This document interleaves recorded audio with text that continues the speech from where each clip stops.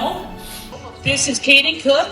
Katie, raise your hand just so they can put a name and a face together. Emily Ells, Emily Thornton, and then Chip, of course. And we're going to have them begin by telling you kind of who they are, where they live, and what they're doing with respect to this issue. Go, Katie.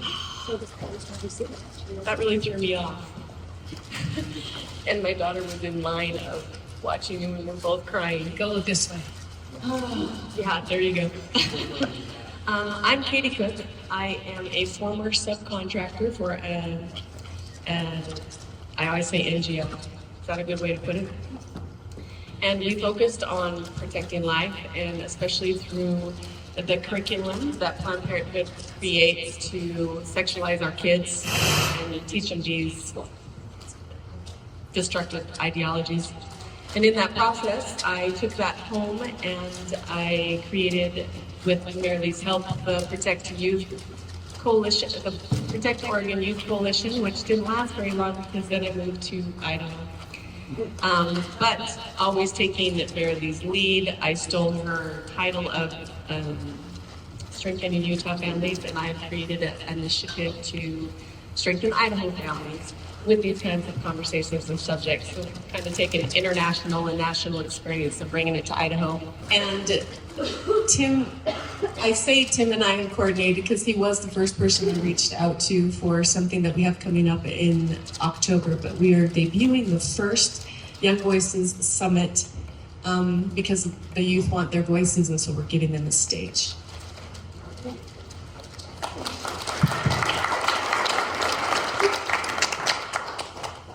Hello, my name is Emily Ells.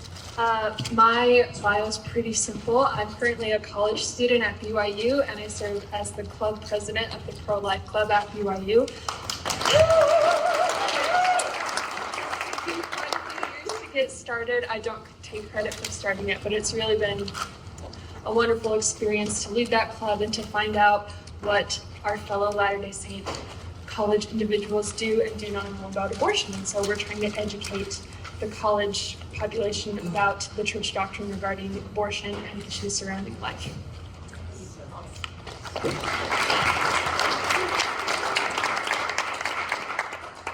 I'm Tim Rarick. Okay, it doesn't sound quite as like thou shalt tell the repo. My name is Tim Rarick. I'm a professor at BYU Idaho in Marriage and Family Studies. Let's see, I helped, the two main classes I teach, well, I teach a few, but is parenting and child and family advocacy. I wrote the child and family advocacy class, teaches students how to promote and protect the family and life and children through social science, philosophy, communications, political science, and a variety of ways of doing that. And thousands of students have taken, I wrote it for online too, so thousands of students have taken it on campus and around the world right now. So that's a pretty heavy task. I've been there 13 years, and that class was like building a ship of workmanship. It's still going. I still don't feel like the sails are up yet. I'm currently writing it right now, rewriting it for Pathway, which will go out to ostensibly tens of thousands of people. Pathway worldwide block. My colleagues and I are working pretty hard on that. Anyhow, on the side, I serve as chairman of the board for the Idaho State Department of Health and Welfare, and I've spoken at the United Nations 20-something times on fatherlessness, on children, on family structure, sexual exploitation, and I've worked with various governments around the world to try to promote those things. So. Wow.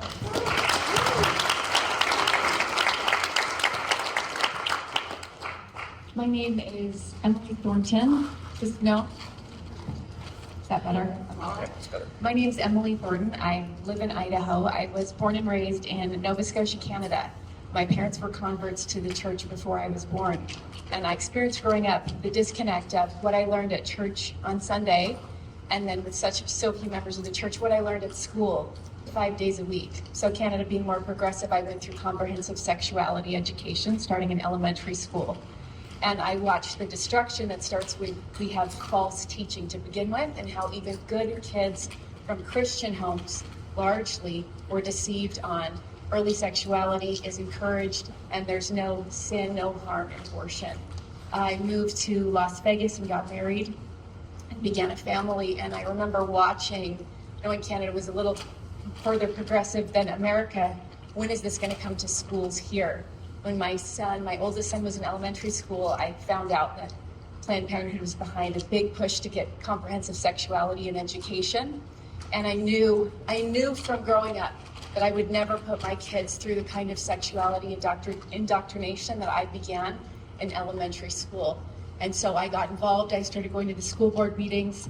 We organized Power to Parent, it's a parental rights organization, in the living room one night because we said, not on our watch, something has to be done.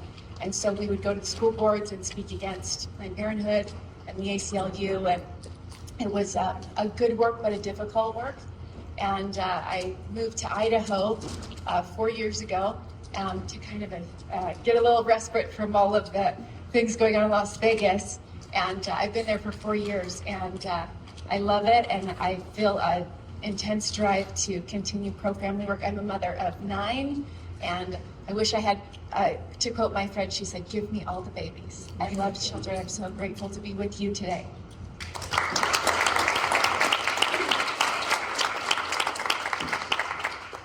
Okay, I'm Chip Whitmer. I'm a computer programmer by trade.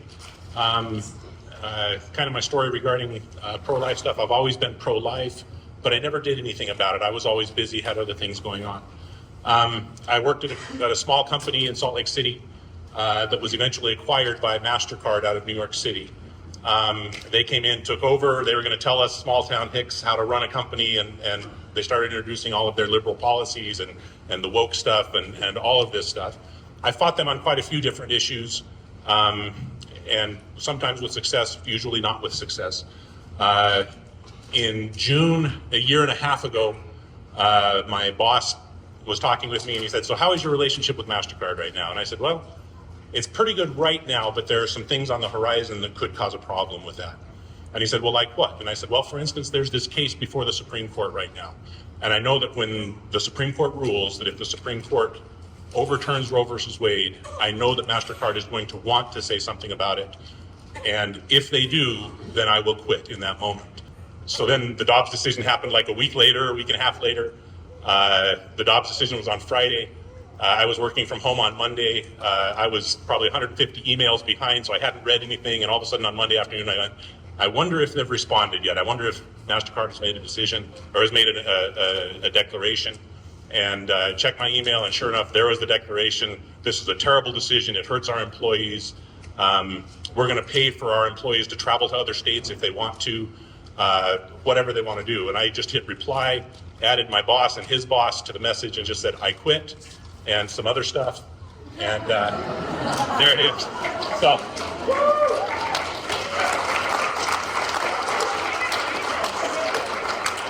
Okay, so I said, "I quit. I cannot be part of a company that promotes killing children as an important part of their business model. We'll pay you to kill your child today so we don't have to pay for parental leave later. You can come pick up the laptop and phone whenever." And then I closed it, never opened my laptop again. It was several.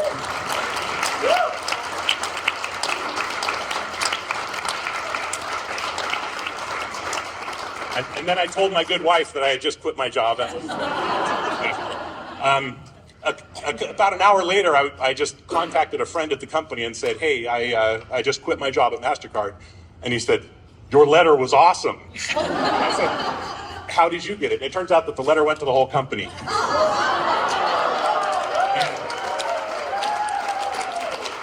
And he also told me that, well, over time, they told me that over the next couple of days, they had to bring in psychologists to counsel with the employees that were left behind because of the damage that had done. Of course, I mean, they're upset about what I said, not about what they were doing, of course. From there, I felt like I had to do something. In the mail, I noticed a message saying that there was these people getting together to form this Latter-day Saints for Life group. And so I went to that first meeting. I'm not a founder. It wasn't my idea. I just was there to see what was going on. I met Suzanne. Suzanne said, "Well, if you don't have a job, you could come drive our mobile clinic." And so I did. I signed up. I started driving the clinic. And so every Tuesday morning, I'm out in front of Planned Parenthood, driving the clinic and doing all of that. It's a wonderful, rewarding work. As Suzanne said, there are heartbreaking moments. There are moments that will haunt me, where I'm saying, "I care about your kid more than you do. How can that be?" But it's true in some circumstances. But there are the ones where their lives change because of that moment when they see their baby and they hear their baby's heartbeat. And it changes their lives and obviously changes the lives of their kids. And so since then, I've just been involved wherever I can. And that's my story. So.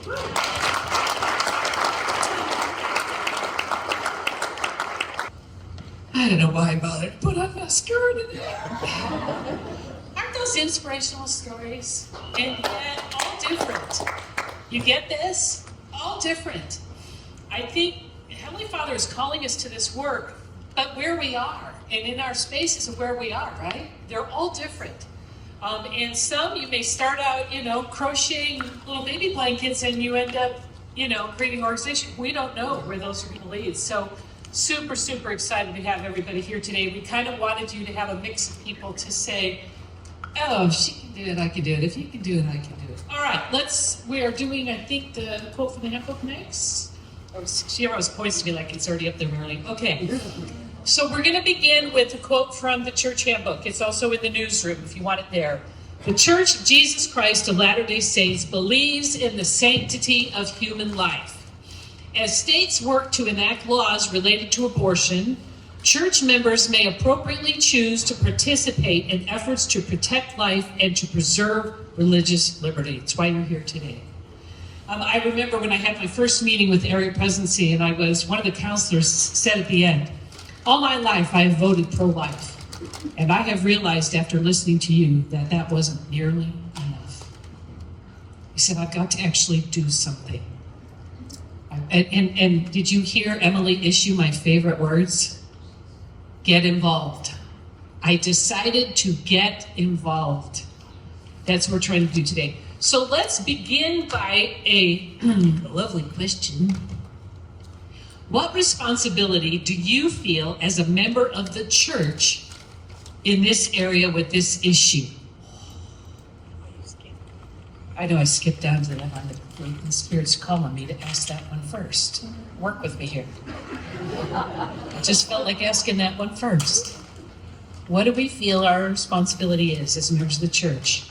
Now, I will give us a backdrop to this. Recently, I posted asking for members or for people, LDS people in West Virginia, Delaware, and Vermont, where we're trying to get people, right? And this woman very, I don't know what the appropriate term is, caustically responded and said, I take my lead from the church leaders on this one, and I will wait until I am directed to do something. And I very gently and kindly and lovingly, as you can tell my personality is, said, we are to be anxiously involved in many good things of our own free will and choice. So what do you feel all of our collective responsibility is? Not just yours, or you may share, a personal story. What do you feel our responsibility is as members of the church? We'll begin with Tim. Can I just, sorry. When I heard that response from the Latter-day Saint in the other state, was it West Virginia? I don't know. What was the state? She was from Maine. Maine, okay. But you don't know who she is. I'm going to be more broad than just life, but I'm going to talk about the family. My first thought was, I've dedicated my career to not just in the church or out of the church, to how do I promote and protect the family as the fundamental unit of society. That's a sociological statement. The family is central to Creator's plan for the eternal destiny of his children. That's a doctrinal statement. Those aren't the same thing, but they are connected, strongly connected. And when I hear, and I've dealt with this in the church a lot, well, I'm just going to sit back and wait until I get clear direction. The last paragraph right here, we call upon responsible citizens and officers of government everywhere to promote those measures designed to maintain and strengthen the family as the fundamental unit of society. And I always tell my students, if you're not a responsible citizen or an officer of government, you're out of a calling from the brethren. And I don't think anybody wants to say, well, I'm not a responsible citizen. So I just feel deeply in my covenants that it's my job to promote and protect truth. And that's about children, that's about life, that's about family. And I see this as a covenantal responsibility, not to be bombastic. And I think one thing that we sometimes miss that I've seen in pro-life, pro-family movement, is that we're really good at promoting, perhaps within the church, the doctrine of the family or the doctrine of life, but maybe not in a Christ-like doctrinal way. So I'm not saying that that's happening here, but I think that's a good gut check. Are we doing it? Is our content doctrinally sound? But is our approach within the character of Christ? And so I guess I struggle with that when I hear someone say, I need to be directed because it does not meet that I should command in all things. For he or she that is compelled in all things is slothful, not a wise servant. That's my response. Amen, brother. Amen. We can say that. I'm going to tagline on that, or whatever you say. I think it's impossible for me to know what I know and not feel some kind of responsibility. I think it does go back to our covenants, and I think it just goes back to us being a human being that's connected. There's a lot of disconnect happening out in the world. If there's a message, it's that side's disconnecting, we're trying to connect. So whatever that looks like. As a mother who birthed babies and a grandmother, that's why I get a little more emotional, because I never thought I was going to be at the birth of my grandchildren, but oh my goodness, it surpassed even my own experience because we get to be in there 100%. That was the most beautiful thing that I've ever seen in my life. And to not have responsibility to save these little ones, it's just not in me anymore to ignore that fact.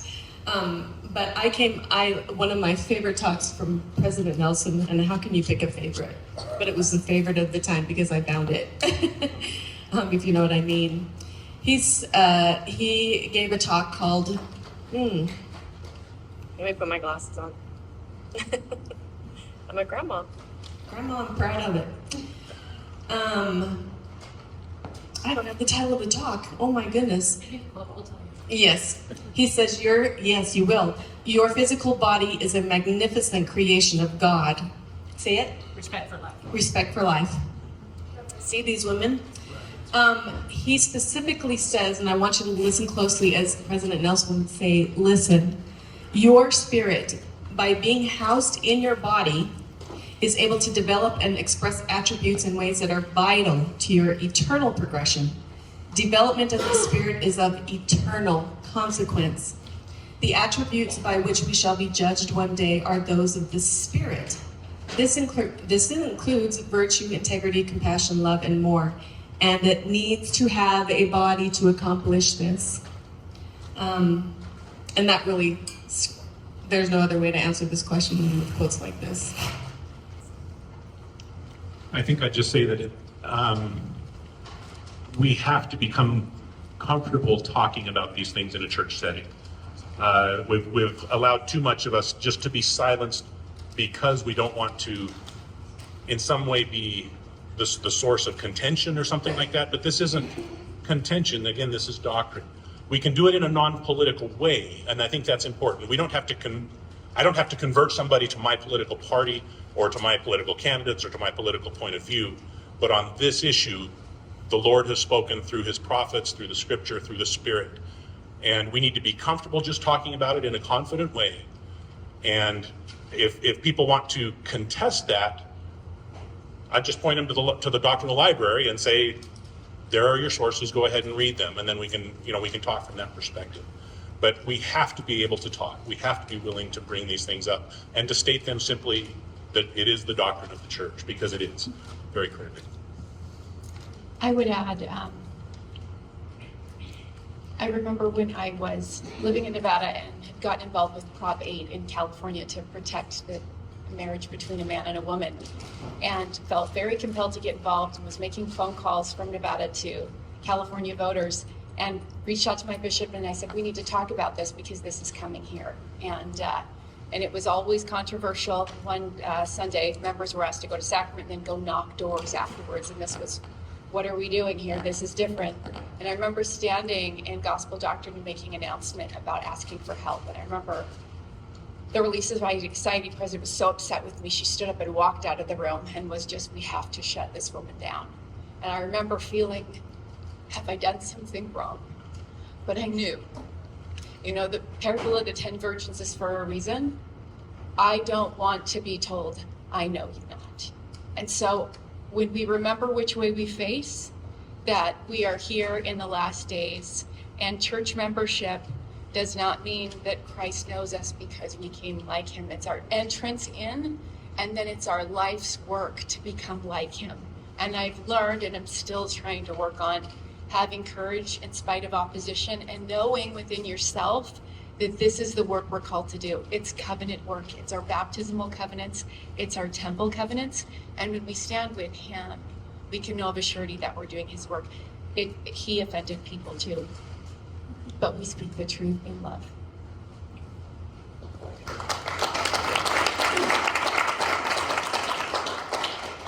Of course, I agree with everything that has been said so far, and the only thing I want to add is that this is a broad point, and also just from my perspective being on a college campus, I think if you're not on a college campus or with young adults in general, it's really hard to know how much people have no idea about the issue of abortion, and no idea what it means, especially in a Latter-day Saint context.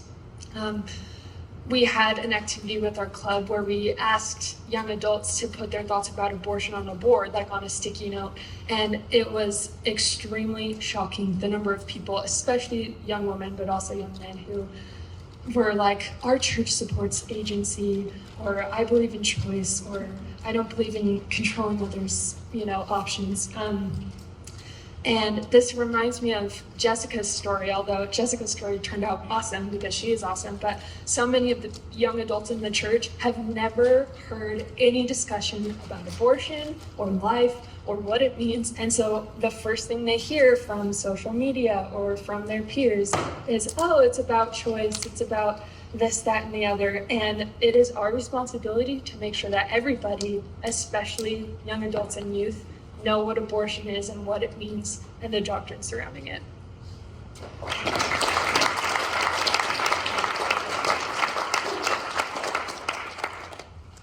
You know what? She trained me up in a lot of ways, so watch out. I just wanted to say this is exactly why we're really adamant about putting together this Young Voices Summit, to give them this opportunity, to give you this opportunity. I just wanted to say one more thing. I can't help it. It's in my head, so I'm going to say it. We need to educate ourselves.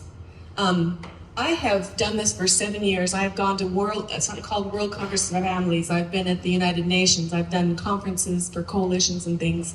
We say the same thing. We need to strengthen our family. We need to protect life. Cool. What does that look like? This library that the Latter-day Saints for Life has put together is probably the most important thing we can actually do today to educate ourselves so that we can articulate these things, so that we can say, what does that look like? What does it look like? And we have that word toolbox available. We need to educate ourselves, because if I come across enough of that, there's not enough articulation. Yeah.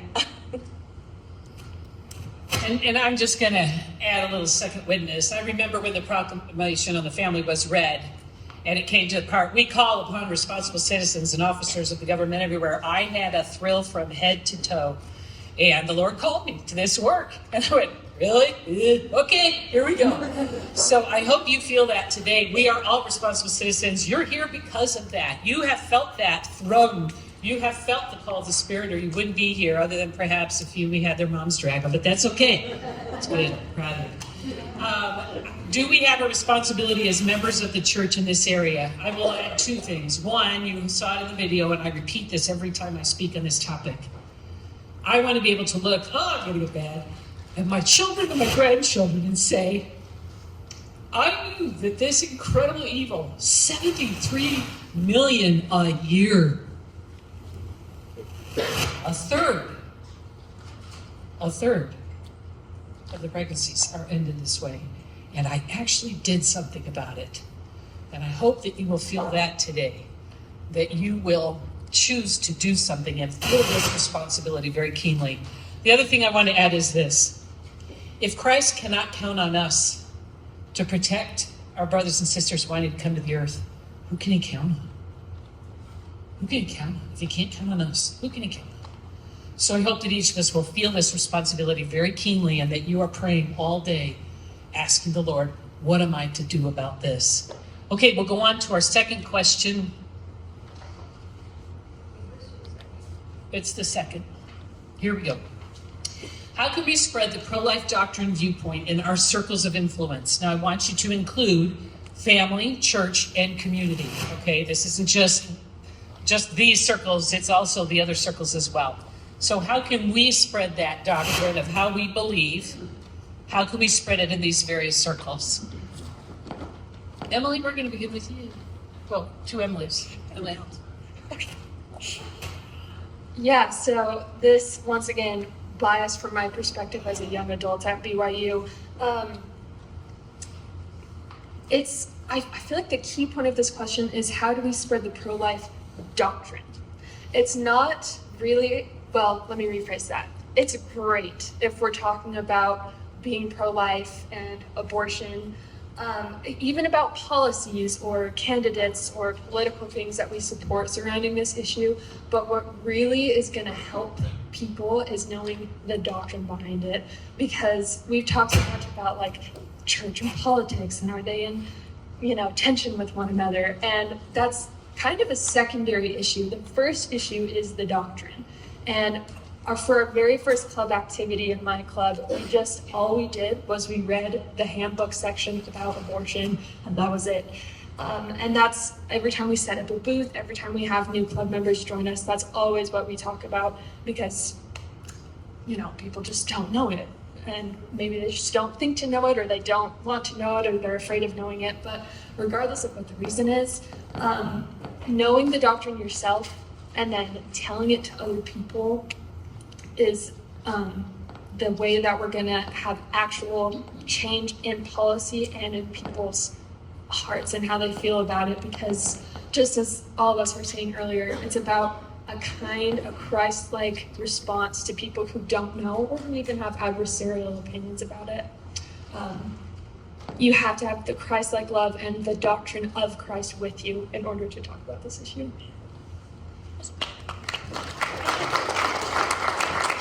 I think one of the most powerful ways to talk to people about pro-family and pro-life issues is the power of storytelling, because there is a sea of words out there. We can read about every issue and everything, it can fall flat. And I love the term history being his story.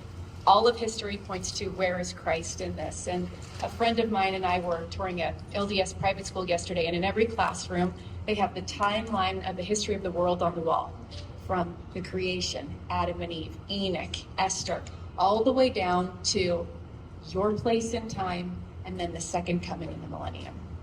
And when you see this visual, you think, that's where we're at. And throughout the history of the world, when people lived at the time of what happened in the Holocaust, they were blind to the issues of the day. They could look at history or the Bible and say what Pharaoh did in Egypt was wrong, but evil was happening under their noses. And so I think an understanding of true history and where we lie. And to me, when I talk to people, I will say things like, have you ever heard of Dietrich Bonhoeffer, who stood up in Nazi Germany, who said, silence in the face of evil is itself evil. Not to speak is to speak. Not to act is to act. Because we all want to believe we're the hero in a story. That's why we go to movies.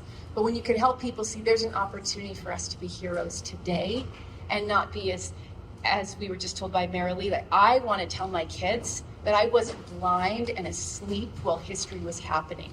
And so I think when you can pull in, hey, remember Joan of Arc, and help them see there's a need for this today. Because when they hear the number 73 million and they realize, look at what's happening today right under our noses, it's the process to me of how do I talk to them? One, I wake them up. First I learn, then I wake them up. Then I tell them the story, and then I'll tell them how can we fit in. And then we think, and we feel that spirit confirm them, it's time to do something. And I would guess every one of us has felt that. It's my time to do something now in a small way. My mother, just briefly, I want to tell you, for all of you moms and grandmothers here, parents, fathers, growing up in Nova Scotia, I remember watching my mom. She was the head of White Ribbon Against Pornography in the 1980s. I remember she was on the news, and my friend in middle school said, do you even know what pornography is? And I said, no. And she told me, and I went home and said, Mom, this is so embarrassing.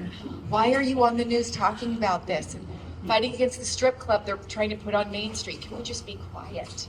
And she said, no, Emily, we're not going to do that. And it was my mom's example. So for every one of you here today, when Planned Parenthood was trying to get in the school system in Las Vegas, I'm nothing. I'm just a mom, right? Just a mom. I am a mother. And it was my mother's example. So just being here today and going home and telling your kids or grandkids, do you know what I did today? And here's why I did it. My mom's example is what gave me the courage to say, well, she did it, so I can do something.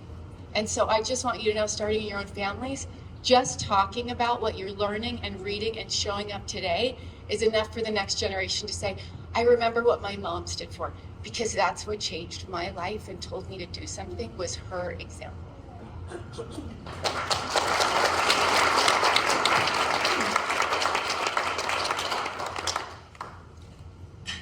I'm gonna be yes, that's awesome.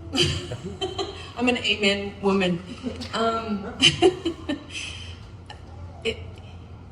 gonna go back to my experience in 2008-ish. My older daughter was a junior, and she came home crying. I was a music advocate. I was trying to get music in schools. I had no idea that they were taking music out and trying to put all this sex stuff in.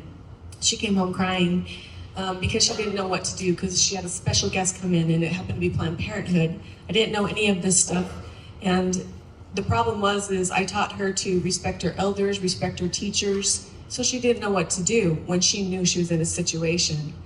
And so, like I said, I got very involved, and I went to World Congress of Families and conferences and It took full circle. Full circle, it comes back to our family. So my answer to this question is, teach your children. What I wouldn't do to go back when she was in high school or even grade school or middle school and teach her to go ahead and stand up and walk out and call mom. Or, these are the resources I'm coming up with these, just look like, what are those permission slips? Oh my goodness. Opt in, opt out. Opt out, thank you. That's why I have my notes. I'm proud to be grandma. That it's in the office. It's in there. So teach your children. I think the most important thing, there's a lot we can do, but I'm going to stick to the teach your children. We went on a mission, or my youngest daughter served in Georgia. We went back and visited, and she was introducing us to a couple that just got baptized with a baby. And I have to tell this story. But we went to the park because it was beautiful weather. And this little boy that was on the playground walked up to the baby and said, "What a beautiful baby. What a precious baby." And he was like 6 years old.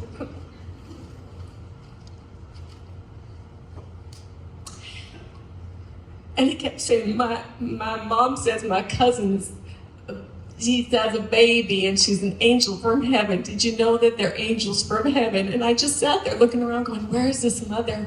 This is the answer. Where is this mother? Look at the influence of this little 6-year-old. So always teach first, and which leads me back to the doctrinal library. I think one of the challenges that people should walk away from today is to decide once a day or once a week to read something from the doctrinal library so that you can be armed with this articulate wording and what we need. Kind of went off there. Off my soapbox, you want to turn? Tim. Yeah, I'll piggyback on some of this. So,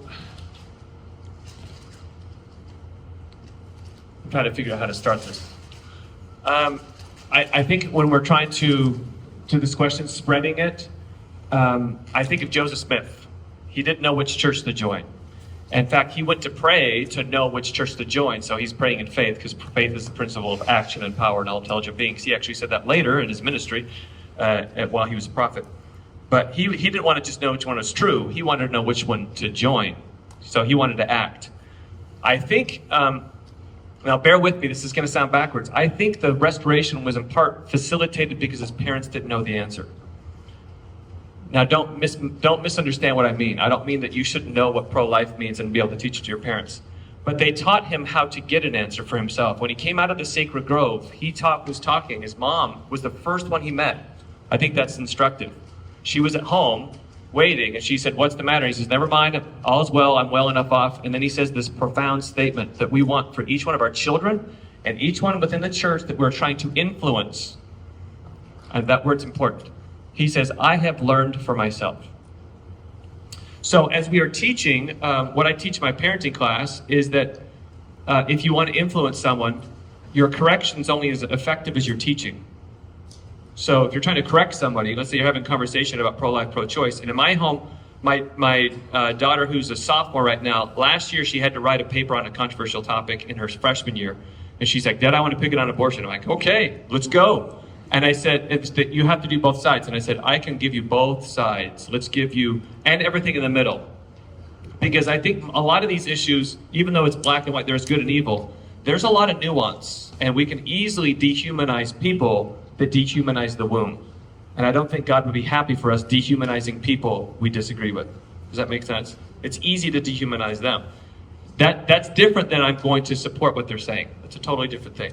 So she did this, and then at a family home evening, I had my daughter, Molly, who's a senior in high school now, I had them debating both sides. And when one of them couldn't debate the pro-abortion side very well, I got up and I debated it better. Not because I wanted them to learn how to beat people up, but I wanted them to learn how really the nuance of everything here. I wanted them to figure out what is really going on here. And I wanted to, of course, let the Spirit be the teacher, because I have to get out of the way as the parent sometimes. 2 Nephi 33:1 says, the Holy Ghost will carrieth the message unto the hearts of the children of men. So I can preach with hellfire and damnation about life, but I cannot force the doctrine of life into people's hearts. The Holy Ghost won't even force himself in. It says unto, not into. So when I'm having my... Or you use a 6-year-old because they have a lot of info. Oh, yeah. That's true. So I guess one thing that I think on the how is, how can we listen to and learn from our young people who are struggling with these issues and let them ask questions? How can we give them space, cognitive and spiritual space, to ask these questions and wrestle with it, so they can, as Joseph Smith say, I have learned for myself about the sanctity of life. Now that is not a permissive way where we're moral relativists. God is very clear on this. But just correcting and teaching isn't enough. These young people have been given brains and spirits, and they need to be able to have the relationship where they feel safe asking these kind of questions and safe having these discussions. So we don't want our children to be like Mosiah 26, where the rising generation just didn't really understand King Benjamin and like, yeah. So as parents, as teachers, as leaders, we should seek words for influence rather than coercion. And I believe the Lord's given us a pattern in that.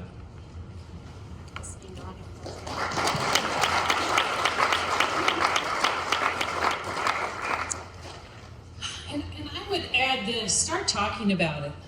Start talking about it. I think that's one of the easiest ways to do this, is to say, one of the things I've worked along with Rosika, and she always says, I love babies. And she always says it like that, I love babies. And it's hard to say, oh, well, I hate them, I really support abortion. I mean, it's so we kind of stayed with a very loving approach, right? A very understanding approach, but we can share that not only in our families, which was crucial, but among our friends, in our relief societies, in our priesthood meetings, and with our youth, and with the children, and start there. I love babies. I love babies. I love mommies and daddies and families. I'm grateful for the plan of salvation, right? I'm grateful for this wonderful life we've been given and the bodies we've been given. It's okay, you can just stay there. You don't have to get down in the weeds, except when they get older, and then the kids want to talk about that. But if we begin to talk about this more openly, and people go, oh, we can't talk about that, that's political, you now know the answer. You're right. I'm talking about the doctrine. and I just reaffirm the sanctity of life and its importance in God's eternal plan. And so one of the things that we would invite you to do to spread this is to share your belief in your testimony meetings. In our testimony meetings, we can bear our testimony, and I did in January, and several people have written that they did, of just saying, I love the plan of salvation. I love the proclamation of the family. I love babies, and I am so grateful that we know that our unborn or preborn brothers and sisters are coming to the earth. You can just stay there, and that message will ring true. But our youth need to hear this because they are not. People are too afraid to talk about it in their families. They're too afraid to even talk about it with their friends or at church or in the community. And so we would encourage you to take from these wonderful examples. You know, one of the questions I want to ask, but we're out of time, and I want you to ask them personally. How do you handle it? How do you handle the pushback in doing this kind of stuff? Right? You all want to know, don't you? How do you handle the fatigue of trying so hard? How do you handle your own family members cutting you off and saying, I'm not going to talk to you anymore because of your beliefs? Let's talk about that too, on how we handle that. And come, these are experts. They're in the front lines. Come and ask them, how do you deal with that in a way that you keep the strength of the Lord with you, that you keep the strength of the doctrine with you, that you keep the passion and your faith strong and burning bright and alive. Let's talk about those things as well. Suzanne, are you going to come up? Okay, this is so exciting. We're going to be doing the service project. And first of all, thank you to everybody who donated. Oh my gosh, we started out with like, well, we're really going to try to do 100, and then it's grown to 400. It's kind of mind-boggling. You guys are awesome. It's going to be so cool.